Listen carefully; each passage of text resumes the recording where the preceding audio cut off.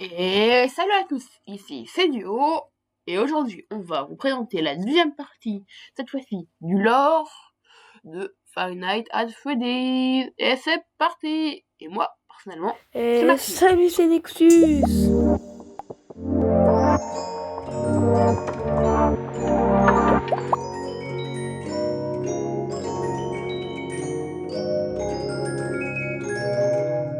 Une pizzeria miteuse Des enfants morts. et de gigantesques animatroniques hantés. Alors, Voilà grosso modo les ingrédients qui ont composé la recette qui a fait le succès de la franchise Five Nights at Freddy's.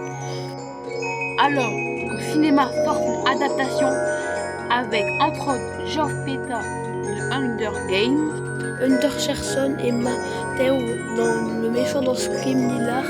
On s'est donné pour mission de te résumer toute l'histoire. Pour cela, on se base sur les différents indices dissimulés dans les jeux. Attention, cette vidéo est susceptible de contenir quelques spoilers.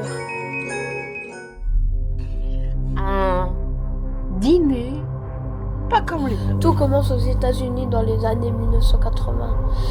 Deux entrepreneurs William, Alphonse et Henry Emily se lancent dans un projet un peu spécial. Créer un dîner spécialisé dans l'accueil d'anniversaire pour les enfants. Le succès est rapide. Mais les clients commencent à se plaindre d'une odeur nauséabonde émanant des marionnettes. Et ils commencent à remarquer du mucus étrange coulant des yeux. La fréquentation commence à baisser et la pizzeria met la clé sous la porte. Elle reste abandonnée pendant de très longues années et se met lentement à décrépir. FNAF, Pizzeria Ours, une chaîne de restaurants maudite. En parallèle des associés commissaires par Affront, d'autres incidents se produisent et font rentrer un peu plus la chaîne de restaurants dans l'horreur. En 1983, dans une autre pizzeria franchisée du pays, un petit garçon meurt tragiquement, harcelé par d'autres enfants. Sa tête est mise de forme dans la gueule de l'un des grandes peluches, manque de peau. Les ressorts tenant la boue de l'animatronique ouverte lâchent. Le petit garçon se trouve décapité.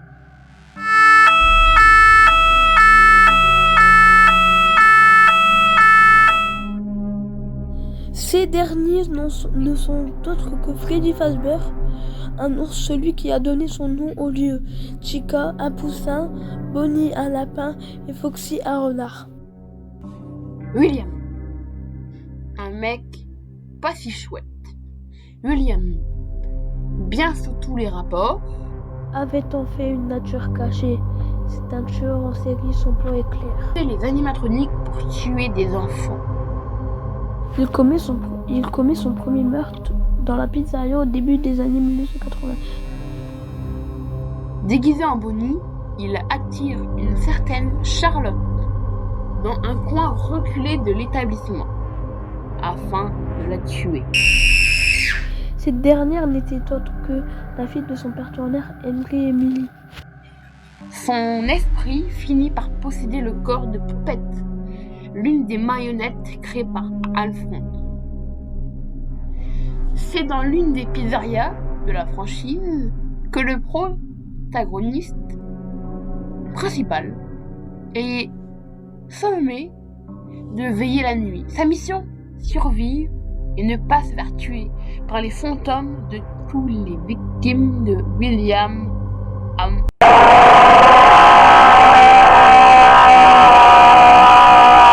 J'espère que cette vidéo vous a plu. Moi j'ai adoré partager avec mes collègues.